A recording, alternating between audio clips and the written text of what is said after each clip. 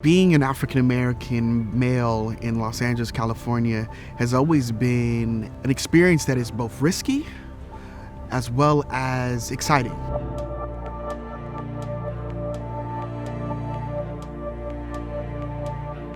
My advice to the president is very simple. My advice to you.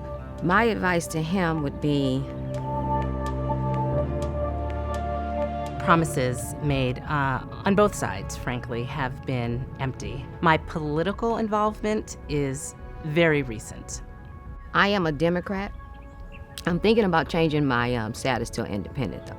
I believe the Democrat establishment has taken us for granted. Not when I say us, I mean, they always depend on the black vote and the Latino vote.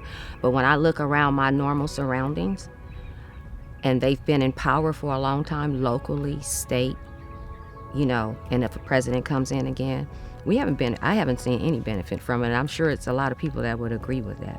As a young child, my grandmother would always take me with her to vote. She always kind of instilled how important it was to vote, because that was just right after the voting rights bill was signed. I was just like a lot of people. We thought that to actually earn money, you had to be with the Republican Party, the GOP. And a lot of people are still like that.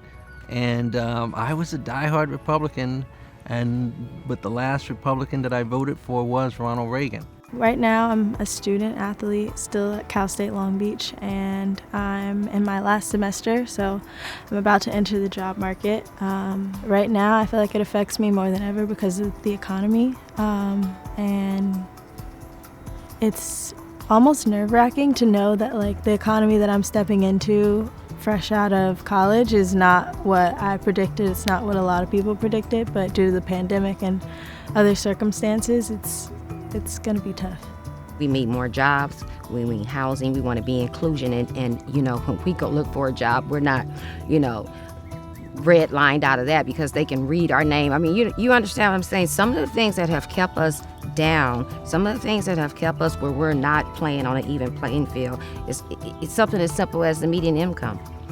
Our median income may be $40,000 a year, that's the average, but you can go right over into Culver City and that median income over there, it changes dramatically. They're at $80,000. We can't compete in a world like that.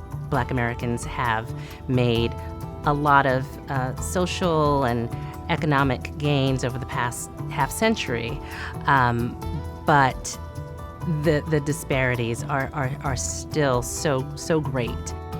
My life has taken place through the civil rights struggle in the 60s and a lot in the 70s, and I thought we had made quite a bit of progress, and right now it's probably the most divisive environment I've ever seen. We're all aware of the COVID-19 situation, of course, right? Well, the disparities, the health disparities that are being talked about amongst, that how they affect black people differently, that's been going on forever. During the global pandemic, how can you take health care from 20 million Americans who just got it less than 5 years ago? All the programs, the social programs that were in place before have been defunded. For example, I benefited growing up by affirmative action. That was providing opportunity. Just to compete for jobs, a lot of times as a black man, I couldn't get in the door.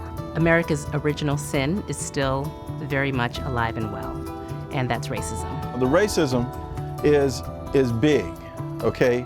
And that's not to hang it specifically on the current administration, but the current administration actually encouraged things that were hidden and forced underground and provided the environment for these things to come out in public and grow. When white supremacy worked for you, why should you want to change it? And I guess apparently it's working good for most of the white people. The Black Lives Matter organization has made a great inroad. Initially, it was always to bring awareness to police brutality, and nobody wants to deal with that issue. It's a hard issue to deal with, but it is here.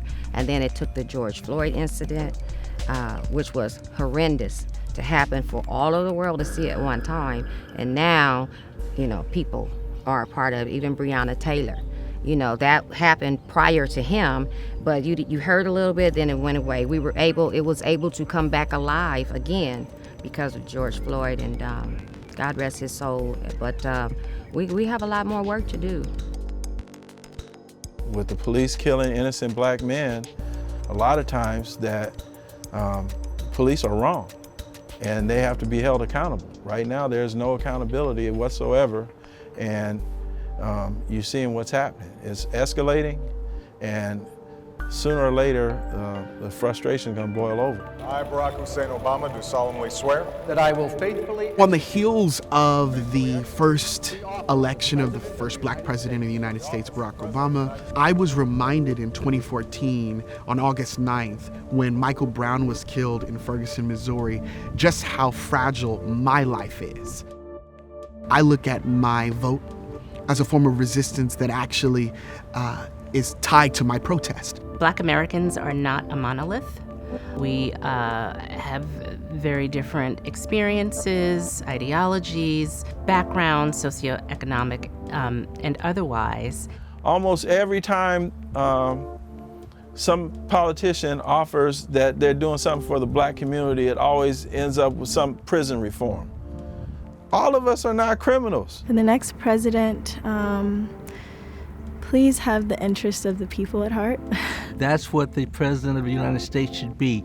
Everyone's president, not just your friends, not your friends' friends, not the people that give you money. My advice to the president is very simple. Do Black Lives Matter? And if they matter, what policies are you enforcing or will enact in order to secure not only the livelihood of blackness in the country, but also the communities that are adjacent, that also depend on the imports and exports of that community? So in fact, do Black Lives Matter?